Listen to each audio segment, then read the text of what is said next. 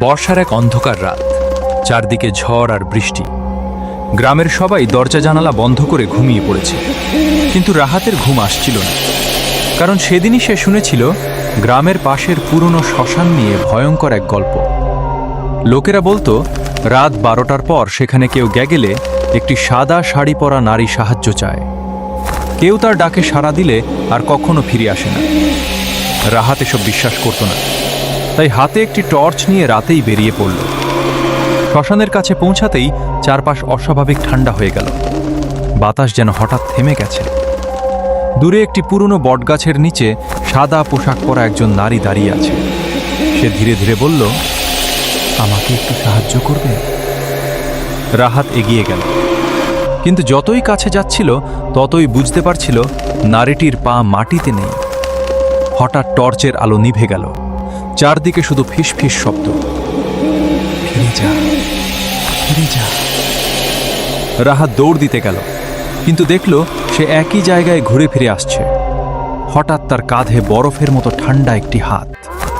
সে ঘুরে তাকাতেই দেখল নারীটির মুখ নেই, শুধু কালো অন্ধকার আর দুটি জ্বলন্ত লাল চোখ।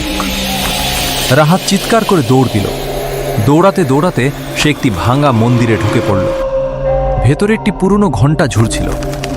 ভয়ে সে ঘণ্টা বাজিয়ে দিল। ঘণ্টার শব্দ হতেই বাইরে থেকে অসংখ্য কান্নার আওয়াজ ভেসে এলো। তারপর এক বৃদ্ধের কণ্ঠ শোনা গেল, পেছনে তাকাস না, যতই ডাকুক তাকাস না। কিন্তু ঠিক তখনই রাহাত শুনল তার মৃত মায়ের কণ্ঠ, বাবা, আমি এখানে। সে আর নিজেকে সামলাতে পারল না, ধীরে ধীরে পেছনে তাকালো। আর সেই মুহূর্তেই দেখল শত শত ভূত তাকে ঘিরে দাঁড়িয়ে আছে। সবার চোখ লাল, মুখে অদ্ভুত হাসি। সাদা শাড়ির নারী বলল, আজ থেকে তুইও আমাদের একজন। হঠাৎ পুরো শ্মশান কেঁপে উঠল। পরদিন সকালে গ্রামের লোকেরা শ্মশানে শুধু রাহাতের টর্চ আর জুতো খুঁজে পেল। রাহাতকে আর কখনো কেউ দেখতে পায়নি।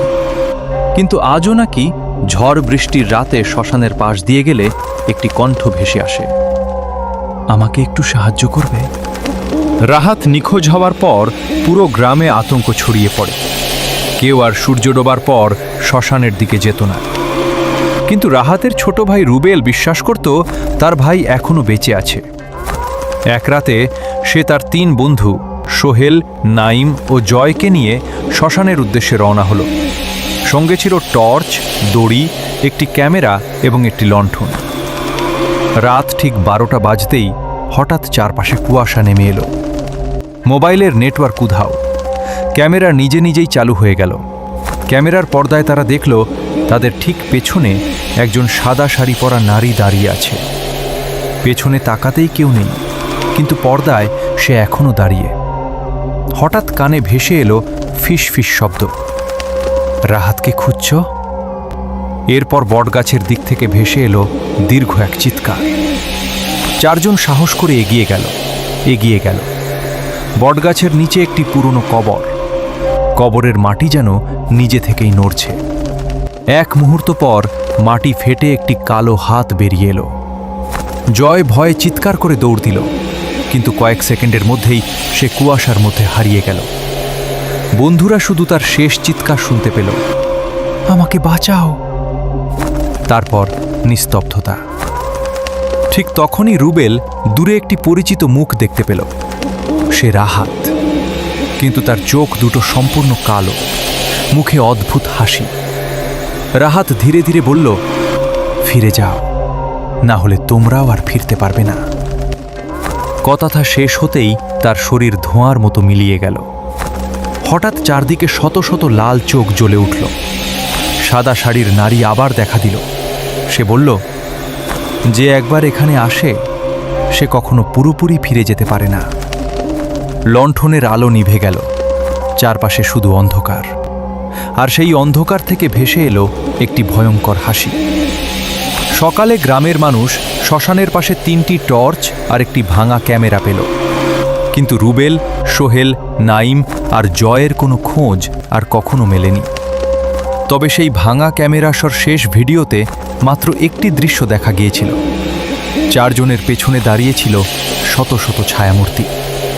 আর তাদের মাঝখানে রাহাত ধীরে ধীরে মাথা তুলে ভাঙা ক্যামেরার ভিডিওটি গ্রামের সবাইকে আতঙ্কিত করে তুলল।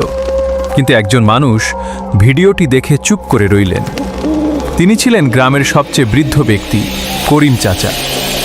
তিনি দীর্ঘশ্বাস ফেলে বললেন, এই অভিশাপ আজকের নয়, প্রায় 100 বছর আগের।